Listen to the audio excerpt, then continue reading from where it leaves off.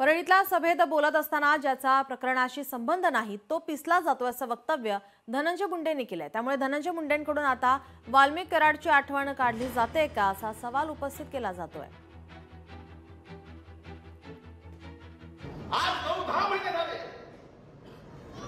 कार्यालय चालू आहे, काम चालू आहे।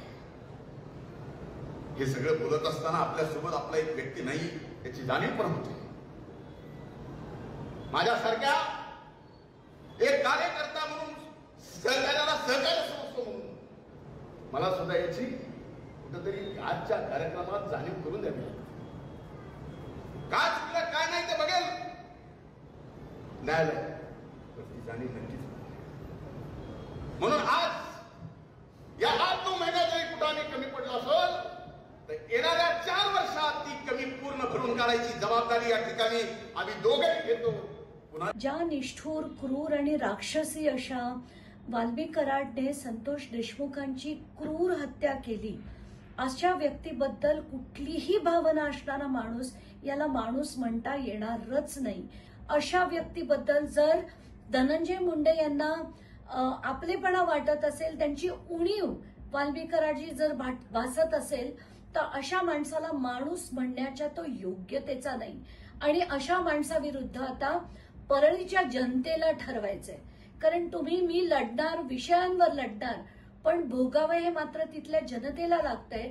आणि आत्ताच्या घटनेला मला तर परळीच्या जनतेला सांगायचंय की खबरदार, तुम्ही यांना परत कधी निवडून दिलं तर एवढ्या दिवस जे अंग झटकत होते लोकप्रतिनिधी की याचा म्हणजे या प्रकरणाशी माझा कुठलाही संबंध नाही किंवा हे प्रकरण मला माहीत नाही, तर ह्या सगळ्या गोष्टीची जाण या लोकप्रतिनिधीला आहे।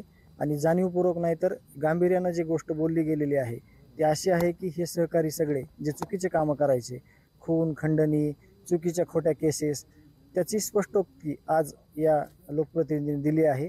आणि हे किती जवळचे आहेत आणि किती चुकीचं काम करायचे, हे चुकीचे कामं काही प्रमाणात बंद झाल्यामुळे ह्यांची उणीव भासत आहे। असं जर तो म्हणला असेल तर मी काय ऐकलं नाही ते, असं जर म्हणलं असेल तर त्याच्यासारखा नीच माणूस दुसरा कोणी नाही आहे।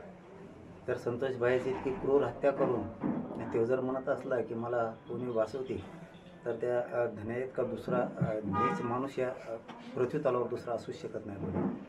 तो मित्र असो किंवा तो स्वैर असो, वाईट कृत्य जर केलं तर त्याचं कधी समर्थन करायचं नाही। आणि त्यातले त्यात आता तरी अजित पवारचे डोळे उघडले तर बरं होईल, आणखी तरी किती त्याला पाठीशी घालायचंय। जर इथं गोरगरिबांच्या लेकराचे तो मुर्दे पाडत असला, अशा माणसाला अजित पवारांनी फडणवीसनी किती दिवस पाठीशी घालायचे हेही लक्षात आलं पाहिजे। लोकशाही मराठी ऐका, पहा, जागरूक रहा।